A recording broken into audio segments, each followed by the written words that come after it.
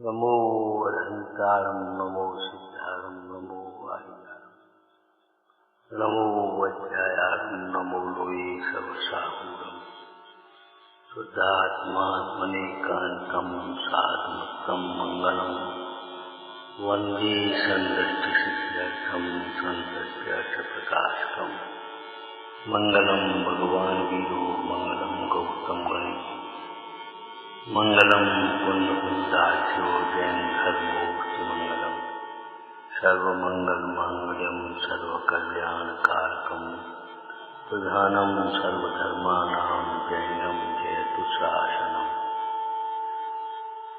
नमः समय साराय स्वानुभूत्याचकास्ते चित्स्वभावाय भावाय सर्वभावानि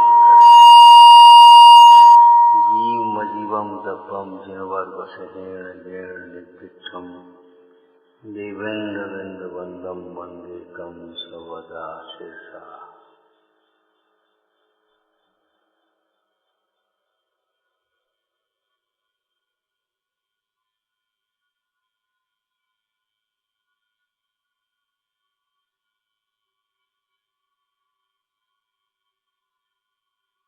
भोजन का बार बार चबाना ये भोजन के पाचन के लिए है। ऐसे ही जो पाठ हैं उनका बारंबार विचार करना,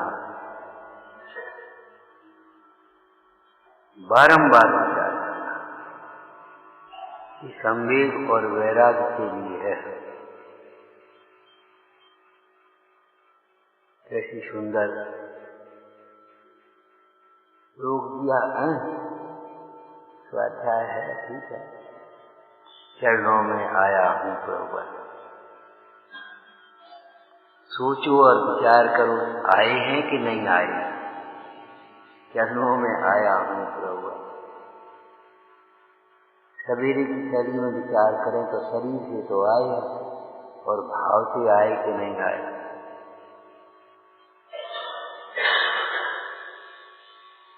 चरणों में आया हूँ प्रभु। और क्या भावना भारे, शीतलता मुझको मिल जावे।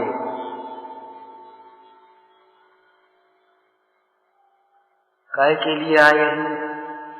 शीतलता मुझको मिल जावे। तो भगवान ने क्या कहा? शीतलता का उपाय एक चर्चा पहले भी की थी। वैद्य स्वास्थ्य देता नहीं, स्वास्थ्य उसके पास थोड़ी तुम्हारा से तुम्हें दे देगा। वैद्य स्वस्थ रहने की और स्वस्थ होने की कला बताता है।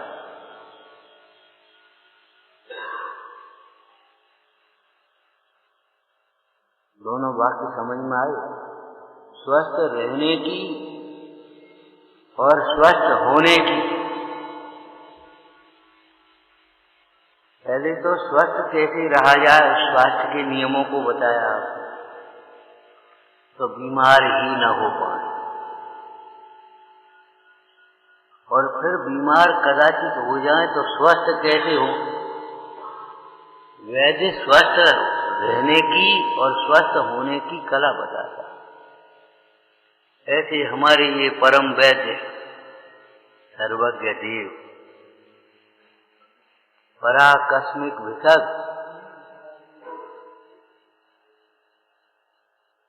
भैया, पराकस्मिक विशद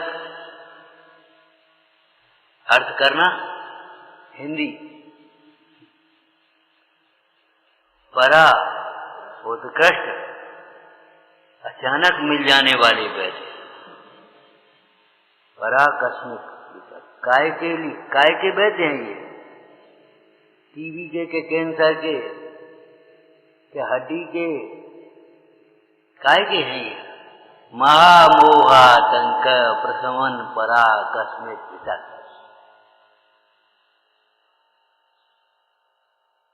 महामोहातंक प्रशमन पराकस्मिक विशद।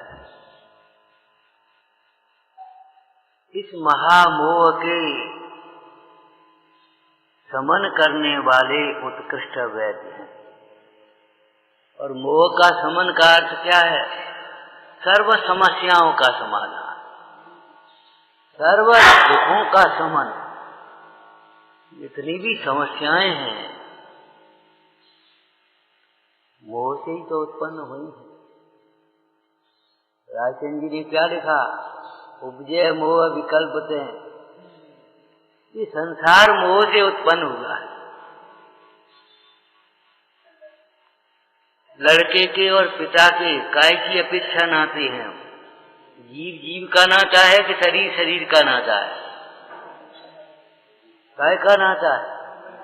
मोह का नाता है, शरीर शरीर का नहीं। अगर शरीर शरीर का हो तो वही लड़का उन पिता के शरीर को दाह देता। शरीर का नाता हो तो पिता, वही लड़का पिता को दाह दे रहा है, और प्रसंग पड़ जाए तो पिता पुत्र को दाह दे। वो आत्मा आत्मा का नाता है तो दूसरे गति में पहुंच गया। अब क्या नाता बोलो? आपके पिता का जी अगर आ जाए सामने, ये घर हमारा है, ये प्रॉपर्टी हमारी है, क्या करोगे?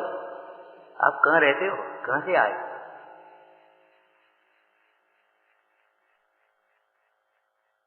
विचार करो। मोह के नाते, मोह का नाम है ये पागलपन। जिसके जीवन में मोह है उसके जीवन में अंधकार है।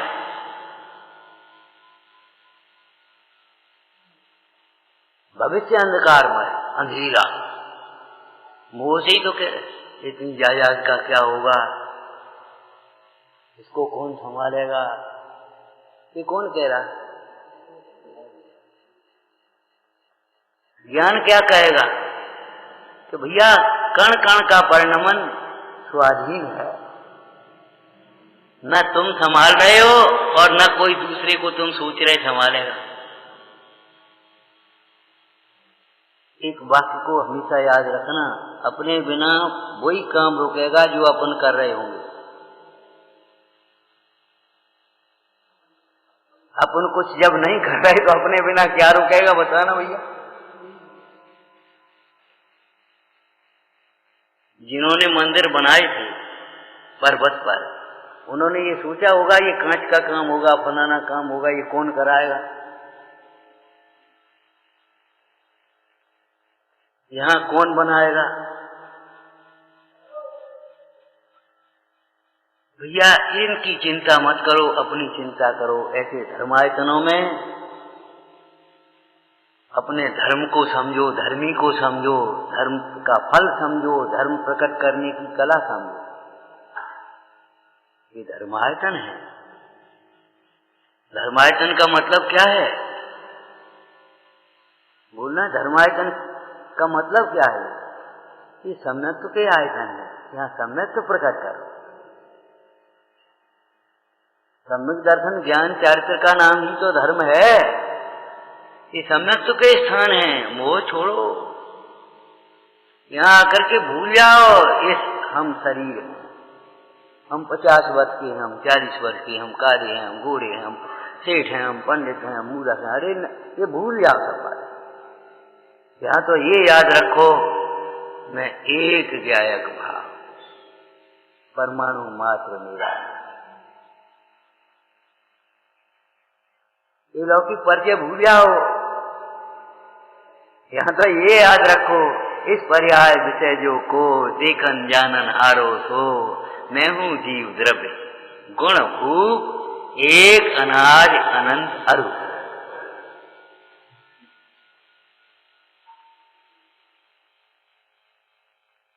कुछ अन्य वह मेरा नहीं। मेरा मानता रहा, ये मोह का पागलपन था, सपना देख रहा था। इतने भी जिनवानी है, पूजाएं हैं, पाठ हैं, जगाने के लिए हैं। मोह नींद से उठ रे चेतन तुझे जगाने को, हो दयाल उपदेश करें गोर 12 भावन को। तुम इसे ध्रुव समझे हो, तुम्हें जगा रही या ध्रुव है? ध्रुव तो तुम्हारा आत्मा है।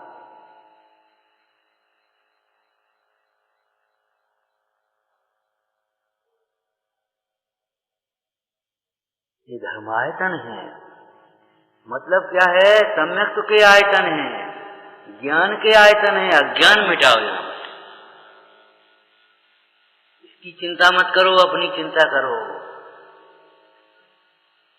और अपनी भी चिंता मत करो, चिंतन करो, उपाय करो। कहा ना, तम उपायम विचिंते।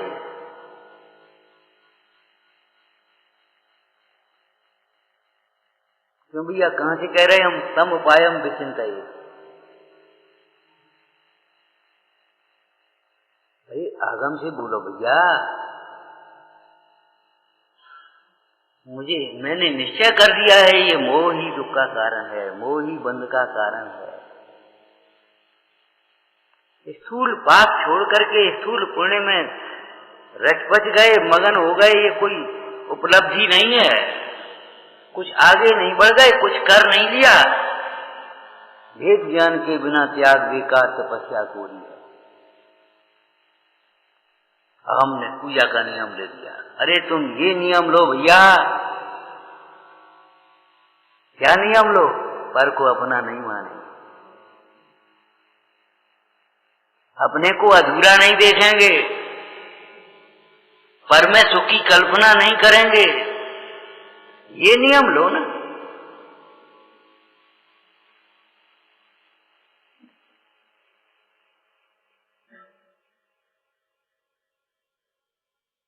हमने 2 घंटे स्वाध्याय का नियम ले लिया, 2 घंटे पढ़ते सुनते हैं। अरे पढ़ना सुनना अलग बात है। 2 घंटे सुनो, 4 घंटे सुनो, पढ़ो, कोई मने नहीं है। विकथा से, प्रमाद से बचने के लिए। लेकिन जब तक वेद ज्ञान नहीं किया, तब तक भैया कोलू का बैल दिन भर चलेगा और कहीं नहीं पहुंचेगा। कोलू के बैल की तरह दशा है, दिन भर पढ़ोगे और कहीं नहीं पहुंच पाओगे। 6 घंटे मीटिंग चले और कोई निर्णय न हो तो उस मीटिंग को क्या कहेंगे हम? बहुत बातें हो तमाम, कोई कुछ और निर्णय कुछ नहीं हो, तो मतलब क्या निकलेगा?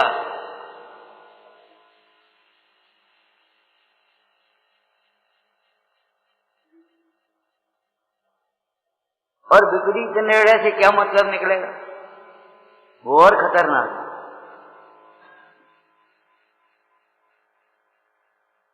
हर व्यक्ति ये सोचता है निर्णय हमारे पक्ष में हो। अरे निर्णय सत्य के पक्ष में होना चाहिए, और हमारा पक्ष भी सत्य का पक्ष होना चाहिए।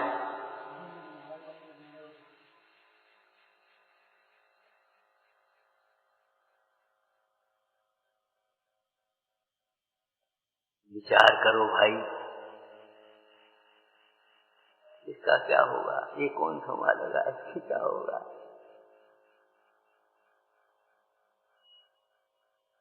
वो लाइनें तुमको याद होंगी। हम तो उतरी पार झोंक भार को भार में, जिनके सिर पर भार से डूबे मई धार में। हम तो उतरी पार झोंक भार को भार में। इनका क्या होगा? भगवान के ज्ञान में झलक रहा है, इसका परिणाम क्या होगा? इसका अनंत काल का परिणमन भगवान के ज्ञान में है। इसका क्या होगा? किसी दिन टूट जाएगा, ईंधन बन जाएगा, जल जाएगा, राख बन जाएगी, फिर पेड़ बन जाएगा, फिर ये हो जाएगा। इनका क्या होगा? इसका क्या होगा? क्या पुद्गल का पुद्गल ही रहेगा, अपना कभी नहीं होगा?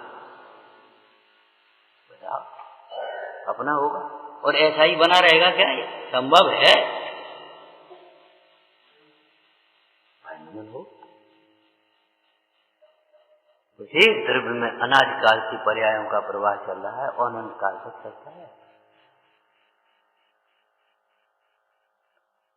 बिना किसी के हस्तक्षेप के, बिना किसी के किए हुए। प्रत्येक द्रव्य का परिणमन अनादि काल से चला आ रहा है और अनंत काल तक चलता रहेगा, बिना किसी के विकल्प के, बिना किसी की चिंता के, बिना किसी की हस्तक्षेप के। वो छोड़ो,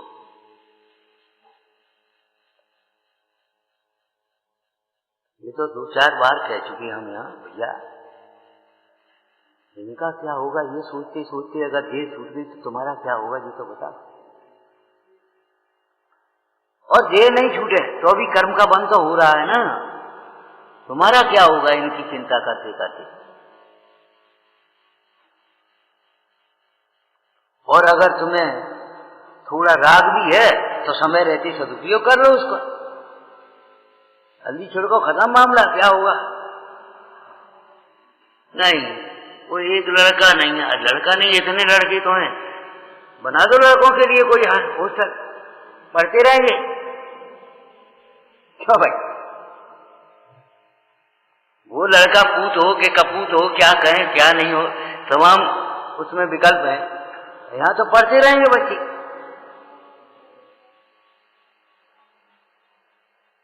बना दो कोई उत्तम धर्मायतन, बिना अभिमान के, यत्नाचार और विवेक से। बाहुबली की प्रतिमा कब बनी, श्रवणबेल गुलाम कब बनी, और बताते आज भी उसके ऊपर पक्षी नहीं बैठा। क्या अच्छा तो है, कुछ अच्छा नहीं, भावनाओं का अच्छा है और कुछ नहीं। आपको पहले भी बताया था, जब चामुंड राय ने उसको बनाना प्रारंभ किया तो ब्रह्मचर्य व्रत लेकर के चामुंड राय उसी दिन आचार्य के पास से ब्रह्मचर्य व्रत ग्रहण किया, और शिल्पकार ने भी ब्रह्मचर्य व्रत लेकर के उस प्रतिमा को बनाया।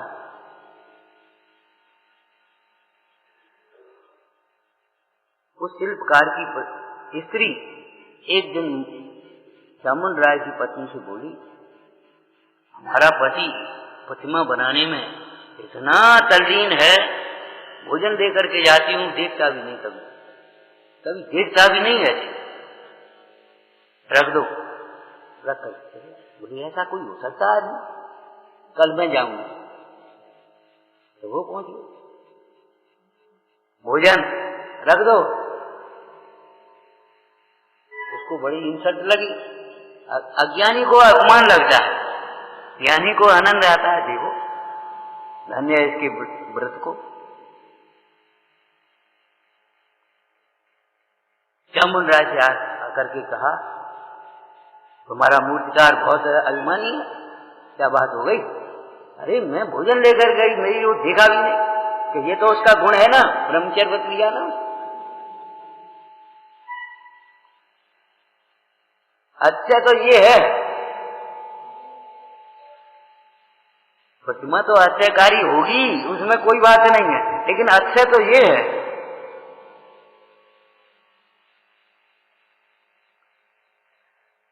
राम एक बार कंपायमान हो गए, अब क्या होगा उस अग्नि की कुंड को देखकर। अब कोई कह भी नहीं रहा कि रहने दो, क्यों जब कहा तब राम ने कहा चुप रहो। उस दिन की दोष लगाई हुई सीता आज निर्दोष कैसे हो गई, चुप रहो, परीक्षा होगी। और कोई कह नहीं रहा, राम को एक बार विकल्प आ गया, हालांकि राम कोई सद्वा मोक्षगामी जीव थे, कोई बात नहीं, लेकिन चारित्र मोह का है ऐसे भय। लेकिन सीता के मन में कोई शंका नहीं, कोई भय नहीं, ये है अच्छा। ऐसे कह रही है सीता जैसे कोई निशंक पुरुष है, नातर जल हो जा, जो पर पुरुष निहार के मैं कछ कियो हो को भाव भस्म अग्नि मोह जो नातर जल हो जा, ऑर्डर जैसे कोई देता।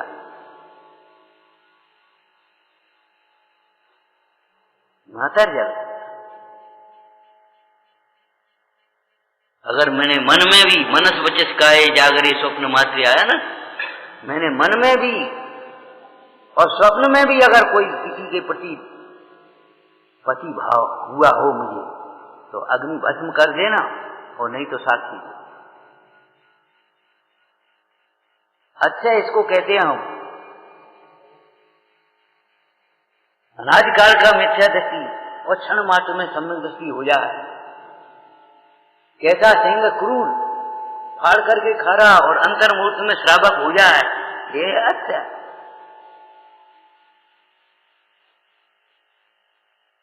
जिनवानी का अच्छा देखो तो सही। ज्ञान का महात्मा, विश्व में अगर कोई सबसे अधिक चमत्कारी वस्तु है तो वो ज्ञान है। चामुंडराज जी ने जब प्रतिमा बनवाई, उसके बाद कार्य पूरा हो गया,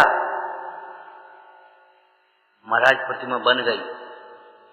बोले देखो और कोई कसर हो तो कर लेना, जितनी भी अगर आज घिसाई से रज निकलेगी पत्थर की इतने से, तो उसके बराबर हम सोना देंगे तुम्हें।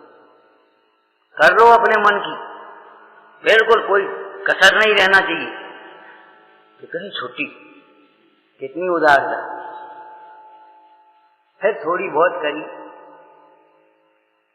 दूसरे दिन फिर बोले देखो आज भी कोई तुम्हें कम कसर लगती हो तो कर लो, हीरे जवाहरात तौल देंगे उसके बराबर।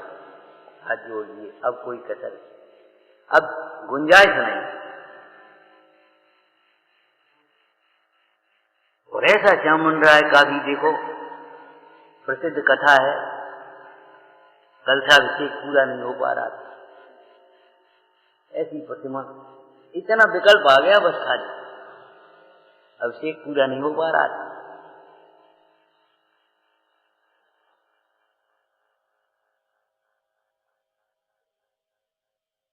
किसका क्या होगा ये मत सोचो, हमारा क्या होगा ये सोचो। ये धर्मायतन है, सम्यक्त्व को प्राप्त करने के आयतन है। पावन प्रतिमा को देखो और सीखो, समझो, मोह का कषायों का विसर्जन करो। मोह का उपशमन माने सारे क्लेशों का उपशमन, सारी समस्याओं का समाधान। किनका लड़का, किनकी जमीन, किनकी जायदाद, किनकी पद, किनकी प्रतिष्ठा, ये बैठे बैठे यहाँ प्रवचन कर रहे, आपको लग रहा है पंडित जी कर रहे, उससे पहले भी होते होंगे, उसके बाद भी होंगे। ये कोई बात थोड़ी है कि बाद में कौन करेगा, तो पहले कौन करता था। ये कोई सोचने की बात ये है, इस प्रवचन में से ग्रहण करने योग्य क्या है। कलश टीका में पांडे राजमल जी ने क्या अर्थ किया, जिन बचत रमनते का, जिन बचत रमनते स्वयं बांत मोहा, ये मोह का स्वयं एक बमन कर देते। क्या अर्थ किया, जिन वचन में कही हुई कोई उपादेय रूप शुद्ध आत्मा वस्तु, उसमें जो रमते हैं उनके मोह का बमन। व्यवहार अर्थ भी जहां का तहां समझना। जिन वचनों का रमनते माने आनंद पूर्वक अभ्यास करते, निवृत्ति पूर्वक अभ्यास करते। जैसे बच्चे खेल में रम जाते हैं, भोजन तक की सुध नहीं, दुकान पर आ जाना, अभी आ गया, जल्दी आ भैया भोजन कर ले, रात हो जाती, अभी आ गया। उस खेल में इतना मगन, थक गए होगे, अरे थक काहे गए, खेल में थकते नहीं। इसीलिए हम बच्चों से कहते हैं अलग से मत खेलो, काम को खेल की तरह करो, जिम्मेदारी से, ईमानदारी से, अपना हित समझते हुए काम करो, थकान ना आए। थक गए, थकाती कथाएं हैं, ज्ञान आनंद देता है, कथाएं थकाती हैं। कथाओं से जीव थकता ही है, ज्ञान से आनंदित होता है। ज्ञानाभ्यास, आनंद पूर्वक अभ्यास, रमनते माने आनंद पूर्वक अभ्यास। पढ़ना तो आनंद पूर्वक पढ़ना, सुनना तो आनंद पूर्वक सुनना।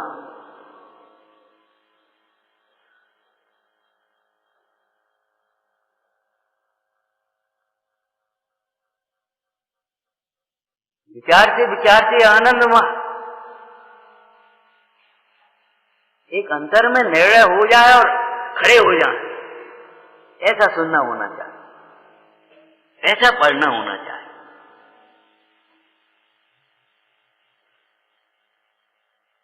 धर्मायतन का अर्थ आगे बढ़ो क्या है? ये ज्ञानाभ्यास के स्थान है, यहाँ पे कथा मत करो, सो मत, एक दूसरे की निंदा वगैरह तो करना ही की बातें ही नहीं है। विवाह शादी संबंध व्यापार धंधे ये सब बातें दूर रखो।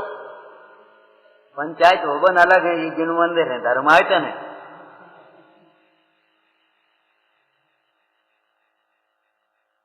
मतलब ज्ञानाभ्यास के स्थान है। तीसरा चलो ये अहिंसा के स्थान, ये अहिंसा का हमारे मंदिर में पंखे नहीं है, ये हमारी गौरव है, हमारी व्यवस्था है, ये संस्कृति है। ये हवा खाने के स्थान नहीं है, ये गर्मी सहन करने के स्थान।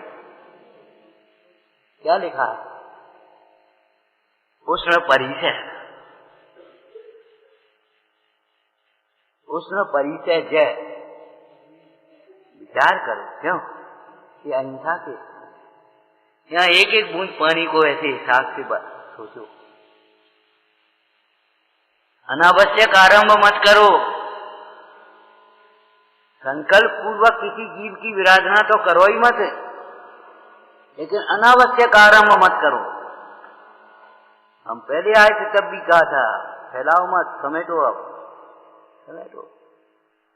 कुछ और लोग भी करेंगे आगे चल के, करने दो उनको, तुम अपना काम करो। नहीं तो 2 दिन के लिए आओगे तो ये देखोगे वो देखोगे वे देखोगे, 2 दिन के लिए आओ तो कम से कम अपना को देखो। सच्ची बात है ये।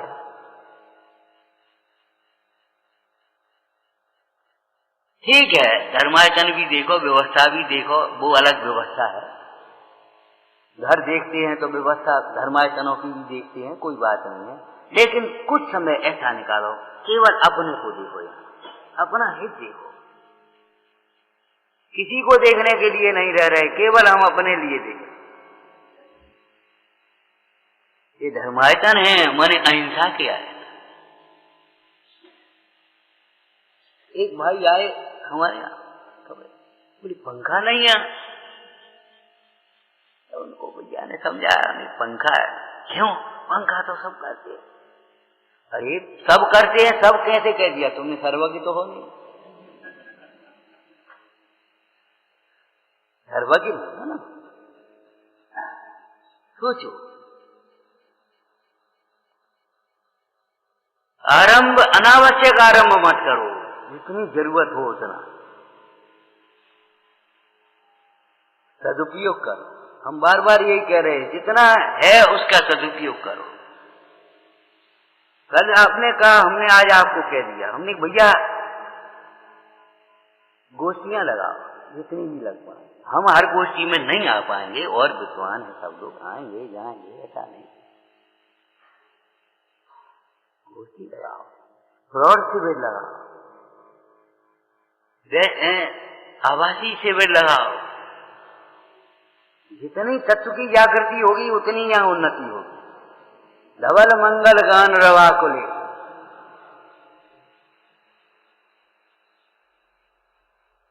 बच्चा आता है, दूध आता है, चिंता मत करो, सब अपने अपने भाग लेकर के आते हैं। बिल्कुल सोचो ही मत। और ये तो संभोषण है, इनका तो अर्थ ऐसा है, इतने से ही स्थान में अगर इससे चौगने आ जाए तो अभी ठहर जाए, रुक जाएंगे, इतना बात्सल्य है। अरे भैया यही रख लीजिए। हमने तो देखा है 25 साल 30 साल पहले सोनागिर में, जब वंदना को बैलगाड़ियों से भी कभी कभी आ जाते थे, बैलगाड़ियों से। तुम्हारा परमांगम मंदिर जब अपना है, वहाँ बैलगाड़ी खड़े होने के लिए तो बनाया था वो पीछे, वहां आकर के बैलगाड़ियां खड़ी होती हैं सामने मंदिर, वो धर्मशाला, पीछे बैलगाड़ियां भी जाएंगी कि नहीं जाएंगी। हमारा मतलब चले चले आ रहे, झूला ले गए, कहाँ? वहीं रख लो, वहीं अपने नहा लो, वहां वंदना को चले आए, लौट के आए, भैया यही भोजन कर लियो, हम जे ले आए, कथार ले आए, सो हम जे खा ले निकल। माने ये सब गुण, बाजमा की खूब वंदना, भक्ति, पूजा, चिंता ही मत करो इस बात की।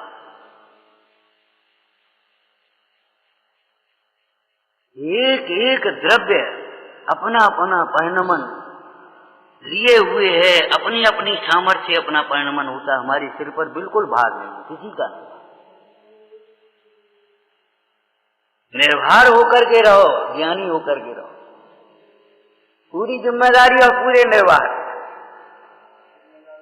पूरा वात्सल्य और पूरी वितरागी।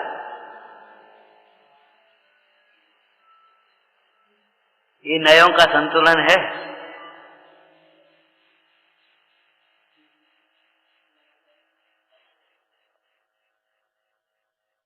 ये अहिंसा के आचार, यहाँ अहिंसा सीखो और पालो। ये शिक्षालय है तो काय की शिक्षा यहाँ मिलती है? कॉमर्स की, के इंजीनियरिंग की, के डॉक्टरी की? यहाँ अहिंसा की शिक्षा मिलती है। ये अहिंसा की मूर्ति है। धर्मायतन का मतलब बस धर्मायतन, धर्मायतन जैसे कछु नहीं होता। नहीं भैया, ये धर्मायतन माने अहिंसा क्या है? बहुत सोचो, बहुत सोचो, सम्यक सोचो। इन स्थानों पर कौन सी वस्तु लगाने लायक है, कौन सी वस्तु नहीं लगाने। थोड़ी शोभा कम हो जाएगी, हो जाने दो, कोई बात नहीं। बाहर की शोभा शोभा नहीं, कम सुंदर लगेगी, पहले शुद्ध होना चाहिए। वैसे भी सूत्र में सत्यम शिवम सुंदरम है, सुंदरम सत्यम शिवम नहीं है। सत्यम पहले तो सत्य होना चाहिए, सम्यक, और फिर शिव कल्याणकारी, और फिर सुंदर। ऐसा तो नहीं उल्टा करोगे आप। सुंदर लगना चाहिए, कैसे भी हो, ये कोई बात नहीं।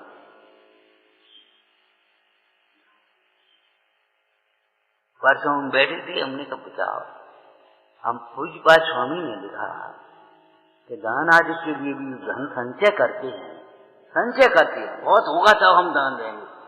अरे जितना है उतने में से दे लो। बहुत होगा कि नहीं होगा, कि हम होंगे कि नहीं होंगे, कोई लेने वाला होगा कि नहीं होगा, उसका क्या होगा, आगे के लिए मत सोचो। वेद ज्ञान सदैव रखो और समय रहते सदुपयोग करो।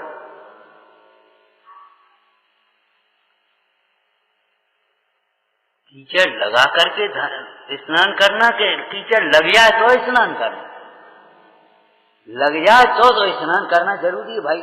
सवेरे कर लिया हो इससे कोई मतलब नहीं, लेकिन अगर छींटे पड़ जाएंगे तो स्नान अभी करेंगे। ऐसे पुण्य के उदय की सामग्री मिलती है तो उसका हम दान आदि में उपयोग करेंगे, नहीं है तो कोई बात नहीं, हमें चाहिए। और उसके साथ में एक वाक्य विचारा हमने का, देखो अन्याय का धन दान में भी देने लायक है, भोगने लायक तो है ही नहीं, दान में देने लायक नहीं।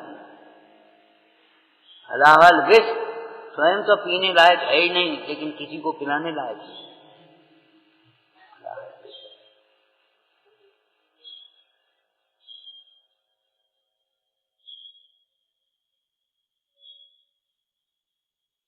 बिल्कुल आप अपने नेक, आपकी शांति, आपके भीतर इतनी शांति होगी कि आप बांटोगे को, और तो भी घटेगी नहीं। चित्त में शांति नहीं, चित्त में शांति नहीं, अशांत तो कर रहा है मोह।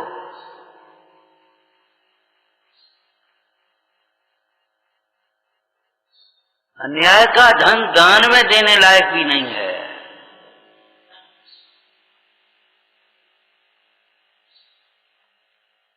अन्याय का धन जब से बढ़ गया और जब से इन कार्यों में शौक फैशन और उसमें सब में खर्च होने लगा, अब सर्वेक्षण करा लेना, हमारे घरों में अशांतता उतनी बढ़ गई, हमारे धर्मायतनों में अशांतता बढ़ गई, खींचातानी हो गई पद प्रतिष्ठा के लिए। भैया तुम बन जाओ, नहीं नहीं तुम ही बनी जाओ, हम कर रहे, अरे तुम ही कर रहे। मैंने इतना प्रेम था, बन गए तो बन गए, तो नहीं तो जो बन गए तो बन गए। आज खींचातानी हो गई चुनावों की, जैसे कोई लोकतंत्र के चुनाव हो रहे हो। लोकतंत्र के चुनाव भी कितने पवित्र थे, सेवा की भावना थी। जब तक भावना थी तब तक पवित्र थे, जब से भावना नहीं रही तो अपने आप हो जाए। ये अशांतता का प्रबल कारण है अन्याय का धन और अभक्ष, मर्यादाओं का उल्लंघन।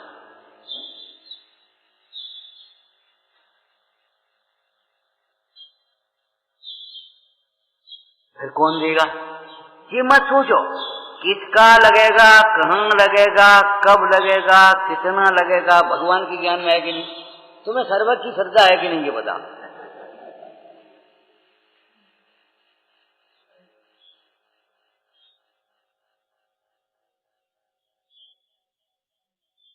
हमारे एक बुजुर्ग थे हमारे गांव में, तो वो जैसे ही अब तो चले गए, बोले हलाल जहर है ये धर्मार्जन का धन अपने काम में ना आ जाए, किसी तरह से अपना लग जाए, ये सोचो हलाल जहर है।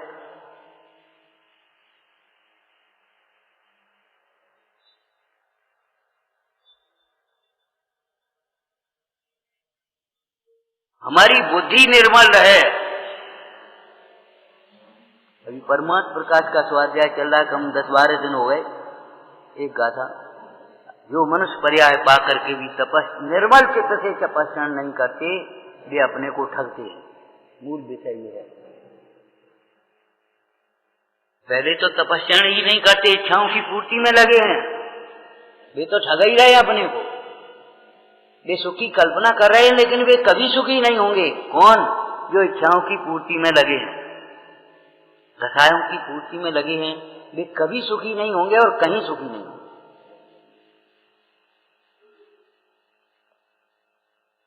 और अगर तपस्या भी करते हैं तो बस अनशन कर लिया, उन्नोदर कर लिया, एक आध रस छोड़ दिया और बस अपने लगे।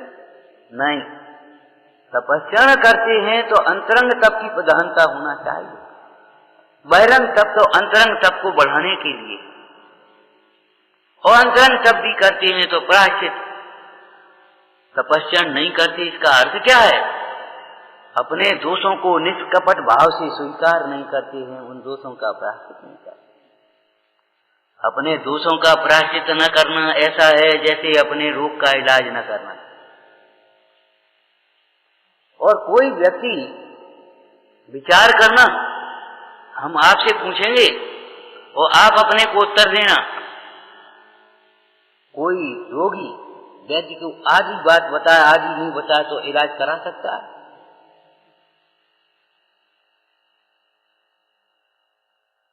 आज ही बताए और आज ही नहीं बताए। निष्कपट भाव से दोषों को स्वीकार नहीं करते, आलोचना नहीं करते, प्रायश्चित नहीं करते, वे अपने को ठगते। जिनका झुकाव जो अपनी ओर नहीं झुकते, इस वीतराग भाव की ओर नहीं झुकते, वीतरागी देव साथ गुरु के चरणों में नहीं झुकते, ये नौकर्म की अपेक्षा कथन। जिनका झुकाव इधर नहीं है उधर ही, जिसके कटायों की ओर झुकाव है, वे अपनी आत्मा को ठग रहे। जो सामर्थ्य होते हुए भी योग्य वैयावृत्ति नहीं करते, जिन शासन आत्मा की सेवा नहीं करते,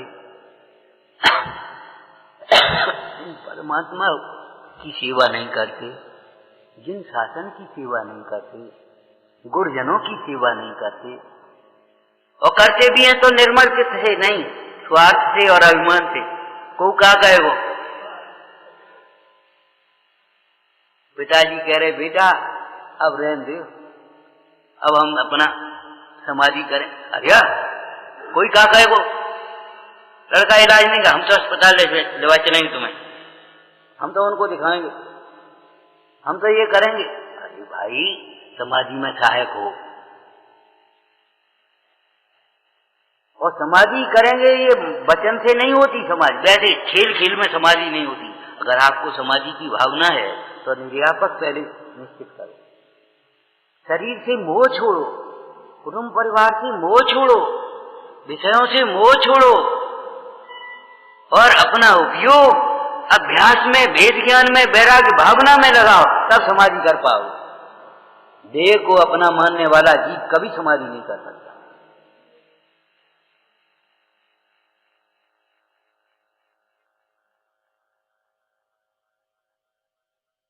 शास्त्र तो खूब पढ़ते हैं, लेकिन जो स्वाध्याय नहीं करते वे अपने को ठगते हैं। लोग तुम्हें विद्वान समझते हो तो मूर्ख के मूर्ख बने रहे हो। देव को अपना ही मानते रहोगे तो बताओ ठगा कि नहीं? अब तुम्हें कौन समझाएगा भाई? इनको तो समझे, काय को देह के मोह में मर रहे, काय को परिवार के मोह में मर रहे। आचार्य योगेंद्र देव ने कहा, इस चिंतन से तो तुम कभी सुखी नहीं होगे। ये विषय और परिवार संबंधी चिंतन ही करते रहोगे, चिंता ही करते रहोगे तो तुम कभी सुखी नहीं होगे। क्या कर रहे हो तुम? अपना हित करो, अपना हित करो, अपने को हित स्वरूप अनुभवो। अपना हित करो माने अपने को हित स्वरूप अनुभवो। अपना हित अपने में देखो।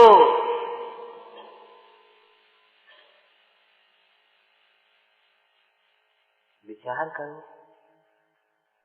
स्वाध्याय नहीं करते और शास्त्र पढ़ते हुए भी देह की ममता नहीं छोड़ते। अपने एकाग्र होकर के धर्म ध्यान में नहीं लगते, आक्रोश ध्यान में लगे रहते हैं। वे अपनी आत्मा को ठगते हैं।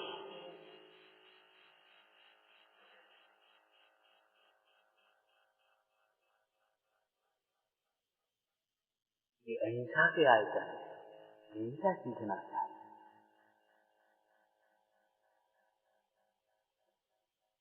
यहाँ तो बहुत कम उजेला है, दिन में ही बंद, शाम को बंद हो जाता है। हाँ, ये तो अच्छी बात है, ये तो अहिंसा के आयतन है।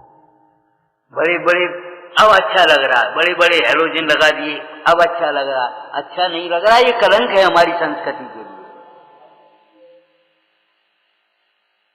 एक दीपक भी फानूस से ढांक करके रखते थे। ये हमारी शोभा है, ये हमारी संस्कृति है। कहे काय को लगा दो, आदमी पूछता था। जब भोजन करने जाते थे, छोटा बच्चा पूछ रहा है, पापा जी जब में कड़ी काय को लगी है, ये कुंडा काय के लगा, ये बिछानी से। बिछानी क्या होती है? जी जल के जी जल में पहुंचाएगा। कैसे? हम देखें, चल हमारे संग। वो गया पूरा पर देखता, वो भैया एक अजैन भाई था, एक ऐसी भैया बिछानी करने गए शाम को। तो उसने कहा क्यों? क्या कर रहे? ये बाल्टी में कहा है, ये कीड़ा काय को डाल रहे? बोले भैया ये बताओ, कोई का बच्चा खो जाए तो घर पे पहुंचाएंगे कि नहीं? को सामान खो जाए तो वहां पहुंचाएंगे कि नहीं पहुंचाएंगे? ये जल के जीव निकल करके हमारे पानी में गए हैं तो उनको स्थान पहुंचा। हाँ भैया ठीक है बिल्कुल साफ सुथरी बाल्टी, साफ सुथरा छन्ना, साफ। बहुत खुश हुआ, बोले तुम तो यहीं से कर जाएगा, यहीं पर हरिया सब।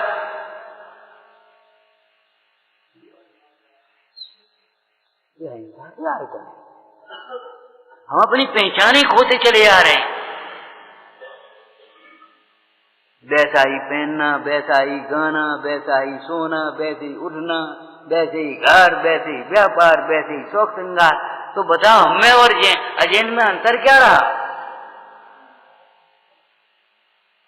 उस मंत्री ने राजा को कैसे पहचाना था? सबके सिंहासन एक से थे। एक राजा ने उसकी बुद्धिमानी की पहचान करने के लिए एक स्वांग बनाया। राज्यसभा में एक से सिंहासन डाल दी, सब एक से बॉडीगार्ड खड़े कर दिए। वो दूसरे राज्य का मंत्री आया था उसकी पहचान करने, तो आया उसने, असली राजा को उसने अभिवादन किया और खाली सिंहासन पर बैठ गया। बोले कैसे पहचाना? कैसे पहचाना? अरे वेशभूषा एक ही है, लेकिन दृष्टि कैसे एक ही लाओगे? सब राजा की ओर देख रहे थे और राजा अपनी ओर देख रहा था। भले वो राजा वहां बैठे तो वैसे देखे। विचार करो, दृष्टि कहां से लाओगे? अनुभूति कहां से लाओगे? वैराग कहां से लाओगे? हो समोसरण तो देव बनाएंगे विक्रिया से। विक्रिया से समोसरण की रचना तो देव कर देंगे, लेकिन वीतराग तक कहां से लाओगे? वीतराग तक कहां से लाओगे? वीतरागी तो तुम्हें बनना पड़ेगा। अब इतरागी बनोगे तो समुसरण तो अपने आप हो जाए।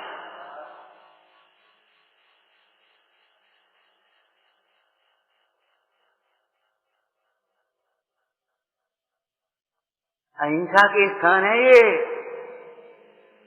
संकल्पी हिंसा का तो कभी वो त्याग ही होता है श्रावक को, लेकिन आरंभी उद्योगी विरोधी हिंसा भी अनावश्यक नहीं, अनावश्यक नहीं, जितनी जरूरत है उसको। ये सत्य के स्थान है, यहाँ झूठ मत बोलो। क्या बोल रहे हैं कछु और कर रहे हैं कछु, सोच रहे हैं कुछ, ऐसा नहीं। धर्मायतन है माने ये सत्य के स्थान है, यहाँ सत्य को समझो और सत्य बोलना सीखो। जरा जरा सी बातों में झूठ बोलते हैं, उनका जीवन अविश्वसनीय हो जाता है। जरा जरा सी बातों में झूठ बोलेंगे, उनका विश्वास कौन करेंगे? वे अपनी विश्वसनीयता खो देते हैं। ये सत्य के स्थान है, ये आचौर्य के स्थान, आचौर्य के। चोरी व्यसन में पंडित जी ने सदा, वो क्या नाम, बनारसी दास जी ने क्या लिखा है? प्यार सो पराई वस्तु गैवे की चाह चोरी, प्यार सो पराई वस्तु गैवे की चाह चोरी। यह चोरी के स्थान है। पराई वस्तु को देख करके ललचाओ मत। आप उसको देख करके ये देख रहे हैं ये बढ़िया ड्रेस पहने हुए है, कितने लोग आपकी ड्रेस के लिए ललचा रहे। ऐसी स्थिति है संसार की। मोह हमेशा दूसरे की ओर आकर्षित होता है, दूसरे को देखता है। मजदूर कभी कभी उस मालिक को, सेठ को देख करके ललचाता है, क्या बंगला बना है, क्या बढ़िया रहन सहन है, क्या ठाट बाट है। लेकिन कभी कभी सेठ भी मजदूर को देख करके ललचा जाता है, ऐसी आराम से सो रहा है, नींद की गोली खाने पर रहे, क्या बढ़िया तरीके से खा रहा है रूखी रोटियां, यहाँ भूख ही नहीं।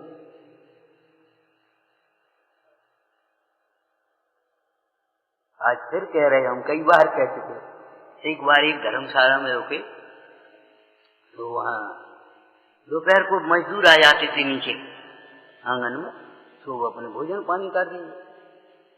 एक दिन मन आ गया तो हम खड़े हो गए ऊपर, तो खंबे के सहारे देखते और देखते देखते विचार करने लगे। हमने देखो ये मजदूर रूखी रोटी उन्हें खोली, नमक की डली ली या मिर्ची ली इतनी, और अपने आराम से खाने लगे। और भैया तुम कहा को बैठे, यही में से ले ली। हमने कहा इतना वात्सल्य और इतना संतोष तो कम से कम त्यागियों में होना चाहिए। आज दूध नहीं है, आज घी नहीं है, आज रस नहीं है, आज नमक कम है, क्या तुम मजदूरों से गए जीते हो? कम से कम 25-30 वर्ष पहले की बात बता रहे हैं हम। ऐसे कड़े कड़े देखते रहे और उसने वो बैठा रहता, अरे हल्ला मत करो, ऊपर महाराज चुके हैं। हमने कहा भाई नेक देर को बेचारे काम करके आए, नेक बातें कर रहे, कर लेंगे, हम तो दिन भर बैठेंगे, कोई बात नहीं। बाहर से डिस्टर्ब क्या होता है, डिस्टर्ब तो भीतर चाहिए।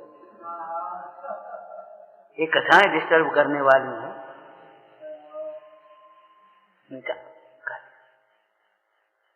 अब हम उनकी बातें भी सुन रहे हैं और देख भी रहे हैं कि देखो कोई अपेक्षा नहीं कि सब्जी नहीं है, कोई अपेक्षा नहीं है कि दाल नहीं है, कोई अपेक्षा नहीं कि मीठा नहीं है, और उसमें से ले भैया तू भी खा ले, लाओ कह नहीं आज, उसमें से इतना बात है।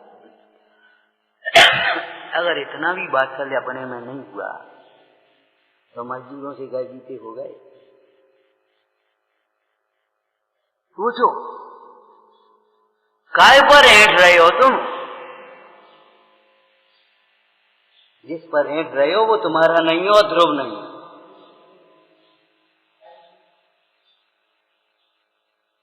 जो ध्रुव है और तुम्हारा है, अगर उसे देख लो तो सारी ऐंठ मिट जाए, जीवन में सरलता आ जाए, संतोष आ जाए, आनंद आ जाए। वो ऐसी चट्टान है, ऐसी पत्थर है, उसके भीतर पानी का ऐसे बह रहा है, वो छूटा और ऊपर ऐसे फव्वारा छूटा।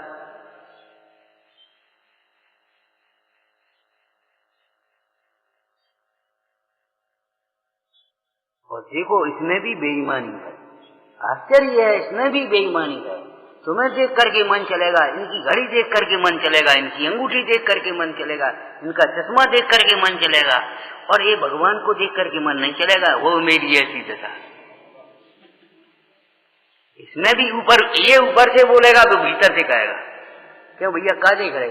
कछ नहीं, कछ नहीं। और देख रहे वो अंगूठी कितनी बढ़िया है, और क्या देख रहे? कि कछ नहीं, ले ले, अरे रहने दो, नहीं रहने दो, कुछ बात नहीं, और मंगा लेंगे। हम देख कर रहे थे, कहां से ले आए, कितने की आई, मैंने देखो मायाचारी कितनी चल रही है, और यहां नहीं। क्या ये स्वरूप है, क्या दशा है।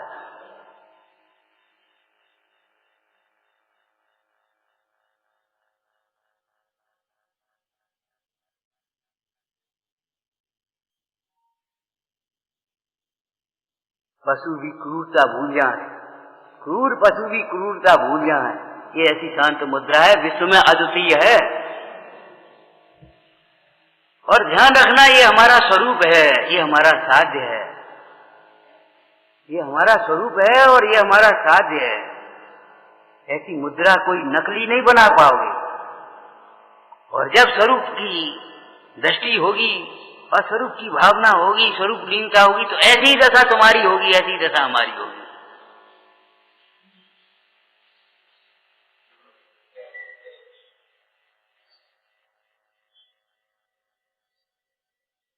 ऐश्वर्य के स्थान ललचाना छोड़ो, संतोष सीखो।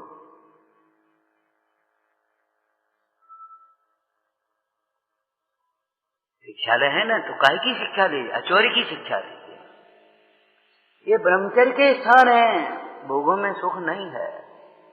अगर भोगों में सुख होता तो क्यों छोड़ते। जिन भोगों को पाने के लिए आप ललचाते हो, ऐसे भोग तो उन्होंने वैसे ही छोड़ दिए हैं।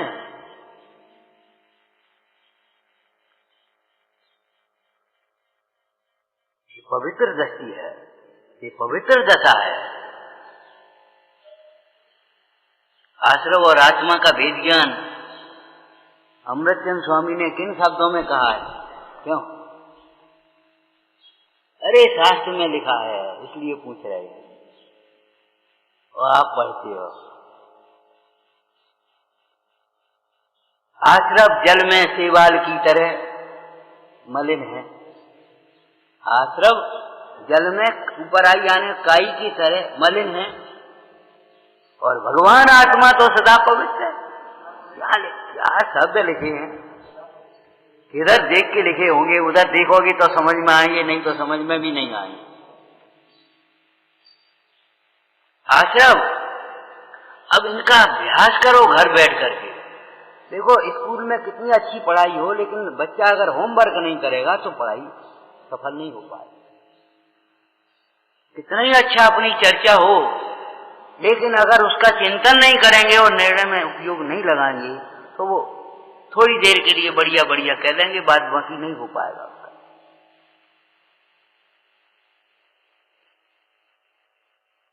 आश्रव जल में काई की तरह मलिन है। एक एक आश्रव को अलग अलग करके लिखो। या मिथ्यास, हिंसा, झूठ, चोरी, करशील, परिग्रह अथवा क्रोध, मान, माया, लोभ, एक एक लाइन लगाओ।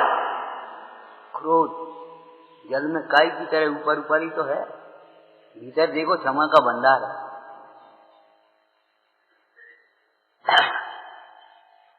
कभी थोड़ी चर्चा चली थी अपने में और सर्व जीवों में सिद्धत्व की स्थापना। अपने को आत्मा देखो और सबको आत्मा देखो, फिर क्रोध करके बताओ। आपके छोटे से बेटे से या नाती से कोई नुकसान हो गया हो, कितनी गुस्सा आई, कितनी गुस्सा आई।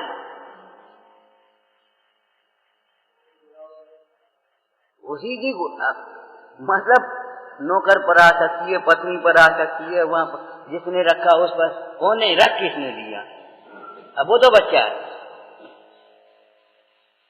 तो वो तो बच्चा है, ये भी सब बच्चे ही है। जो आत्मा को नहीं समझता वह बाल ही है,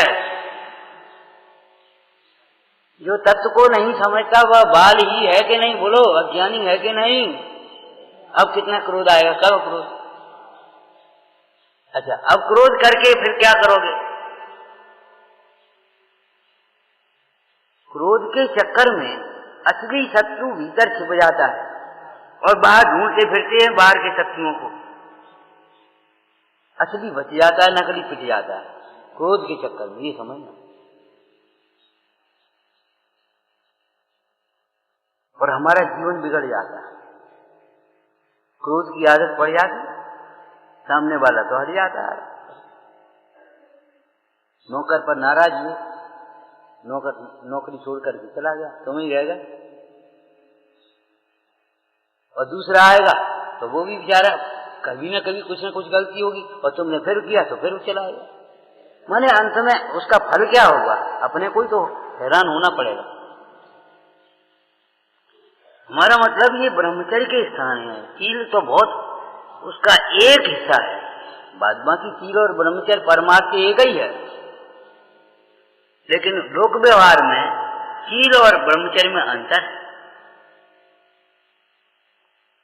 चील श्रावक के जीवन की मर्यादा है और ब्रह्मचर्य उत्कृष्ट साधना है। अपनी स्त्री संबंधी जो विषय का परिणाम है वह अब्रह्म कहा जाता है, कुशील नहीं कहा जाता। उसको कुशीलवान कोई नहीं कहता, अब्रह्म है, ये है, लेकिन उसको कुशील नहीं कहते। कुशील जब प्रयोग होता है चरणान योग की पद्धति में, नीति में, तब हमेशा परिस्थिति संबंधी।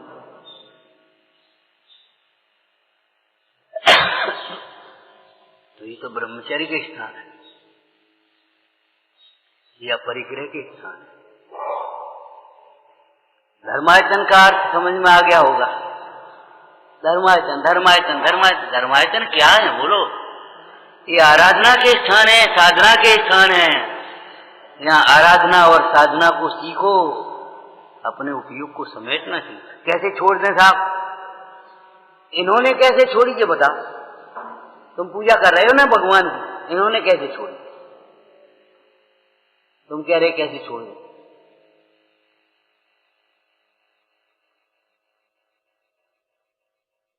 जब डॉक्टर कह देता है कि ये मिठाई तुम्हारे लिए घातक है, तब कैसे छोड़ देते हो? ये नमक तुम्हारे लिए खतरनाक है, नमक बिल्कुल नहीं लेना, और लेना भी पड़े तो थोड़ा सा सेंधा नमक भले ले लो, नहीं तो नमक लेना ही नहीं। अब कैसे छोड़ देते आप? नमकीन बहुत पसंद है आपको। जब देह की ममता के कारण वे सब छूट जाते हैं, तो आत्महित की दृष्टि होने पर ये सब नहीं छूटेंगे।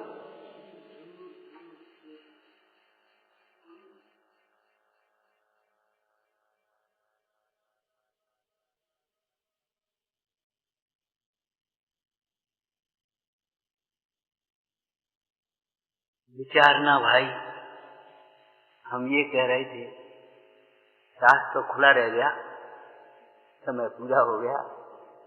क्या कह रहे थे? चरणों में आया हूँ प्रभुवर, शीतलता मुझको मिल जाए। आए हो कि नहीं, सही बताओ? और शीतलता मिल जाए ये ललक है कि नहीं? अगर है तो भगवान क्या कह रहे हैं? शीतलता मिल जाएगी तुम्हें? क्यों भाई, ये इस तरह का कपड़ा हमको मिल सकता है? हाँ मिल जाए। कितने का? 100 रुपए का है ना, रुपए हम पहनेंगे। ये कैसे कर चलेगा? मिल जाए। शीतलता मिल जाएगी, लेकिन शीतलता को रोकने वाला कौन है? जिस शीतलता को आप चाहते हो, जिस सुख शांति को चाहते हो, वो तुम्हारा स्वभाव है, वह तो तुम्हारे घर में ही मिल जाएगी। वह शीतलता अंतर्दृष्टि होने पर मिलेगी। भटकने की जरूरत नहीं है उस शीतलता शांति के लिए, कहीं कुछ करने की जरूरत नहीं है।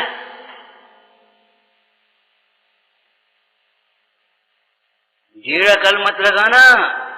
इस लड़के ने, हम बैठे बैठे देख रहे थे, कितना सुंदर शांत पानी और उसमें कैसी कहना पड़ रही थी और क्या आनंद आ रहा था। इसने आकर के पत्थर फेंक दिया। अब हम क्या करें? कि कुछ मत करो, चुपचाप थोड़ी देर बैठे देखते जाओ, वो अपने आप शांत हो जाए।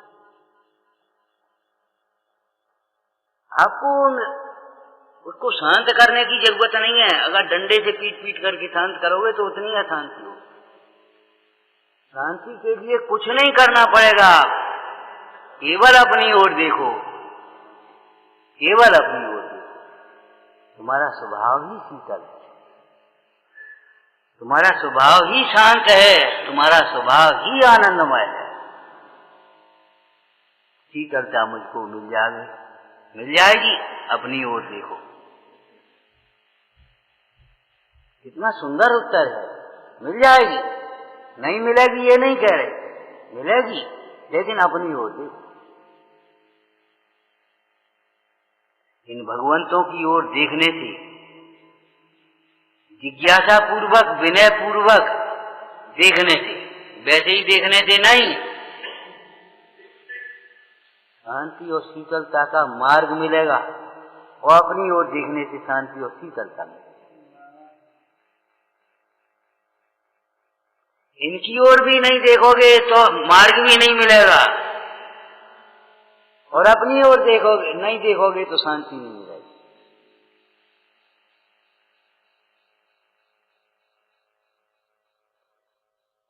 विचारना द्रव्य संग्रह शास्त्र स्वाध्याय में 13 नंबर की गाथा पढ़ करके आना। मग्गण गुण ठाणे 14 अवंत चह अशुद्धया बेणिया संसारी सभ्य शुद्धा हो शुद्ध। गाथा बहुत विस्तृत है, वो टीका बहुत विस्तृत है, हम इतना कह भी नहीं पाएंगे।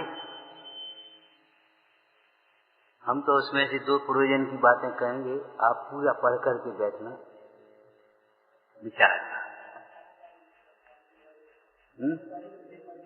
हाँ, समझदार जी का विषय भी पढ़ करके बैठेंगे।